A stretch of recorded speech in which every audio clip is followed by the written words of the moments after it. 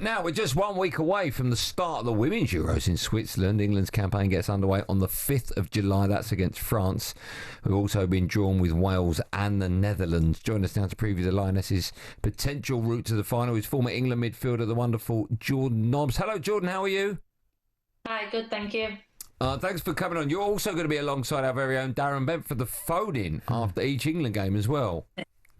Lovely.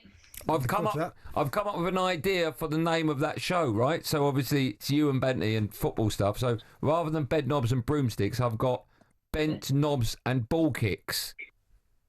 That's all right. There's not much you can really do with our names, can you? No, trust me, I'm struggling with that one. Right, listen, let's start with England's group. I was listening to Adrian Durham actually on the Breakfast Show this morning talking about the Euros. He's going for talkSPORT, very, very excited about it. And one of the first things he said was just how difficult England's group is. Everyone, including him, has called it the group of death.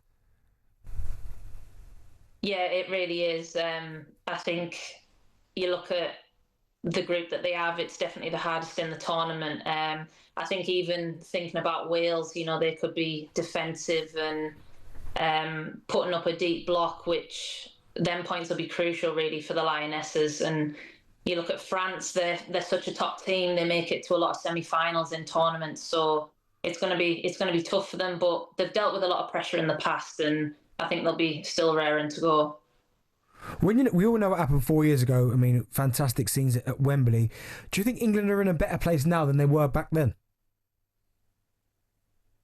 I would say so. I think whenever you gain more experience as a player, you start to learn your traits, whether that's going into major tournaments, your routine, and there's a lot of players in form. So I think they probably are in a better place. They have obviously, we've seen them lose to Portugal and Spain recently, but I think, like we always know, when it comes to major tournaments, it's about what counts when you actually get to the tournament, and that's when you need the wins to be consistent.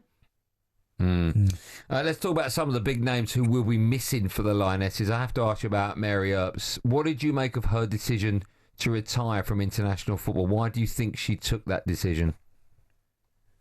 Yeah, it's a tough one. I think Mary's said a few bits, but maybe not everything yet. And I think with Mary, it's crucial having that goalkeeper with that experience at a major tournament. Hannah Hampton hasn't had loads of game time, and you would like to look at it and think that Hannah Hampton was given the number one shirt, and maybe that was an impact on Mary's decision. But I think Mary will be a huge loss, because we all know what it's like having a second goalkeeper that has that experience and has played in major tournament football before. You said about there with Mary Earps, and of course we know that Frank Kirby's not going to be there, Millie Brighton either. Do you think there's enough experience in the squad? As an experienced player, I think it is key for tournament football. You can always have the fresh young ones that have kind of no fear, but sometimes, Frank Kirby obviously didn't get the shout from Serena, but she is a player that comes on and scores goals. She's done that all the time for England. So I do think that was one that I thought would still be in the squad as a player to come on and be impactful. And she does still create a lot of things out of nothing. But you have still got, you've got Lucy Bronze, you've got Leah Williamson, you've got Champions League winners in there now, including the Euros winners as well. So there's still a lot of experience within that squad. Who do you think is going to be crucial then for England? Because a lot of people talk about Lauren James and how technically gifted she is. I always hear that as well. But who, in your opinion, is going to have a really good tournament for a chance for England to win it? I actually think Alessia Russo is going to be key. I don't really think the Lionesses have a backup number 9 that's playing regularly in the 9 position at club level. So she will be key for, she's obviously had a fantastic season with Arsenal, but I think her holding the ball up, turning on the ball and driving the team forward, she will be crucial for England, because we haven't got a lot of experience in that 9 position if she's not on form. Just finally, the expectation level's completely different this time round. When we set out last time, no one really expected England to go all the way, even though it was on home soil, and of course we did. And now, the whole country, the whole just men's and women's view on the women's game is totally different now. We seem to know so much more about the players, the setup, and of course the manager, Serena Wiegman.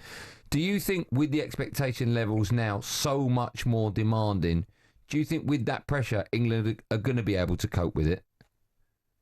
It definitely will be tougher. I mean, I think we saw Alessia Russo come out and say that she wasn't going to go on social media and, stay in that football bubble. It definitely will be different to a home tournament. I think when you have that home crowd, it does give you that extra lift. So there will be that pressure. But they've been in a lot of them positions before. It will be tough. But I think they've just got to stay in their zone and concentrate on themselves. Jordan, thanks so much for coming on. Enjoy the tournament. I'm sure we'll speak to you before it all kicks off. But for the time being, appreciate your time on talkSPORT. Thanks, Jordan.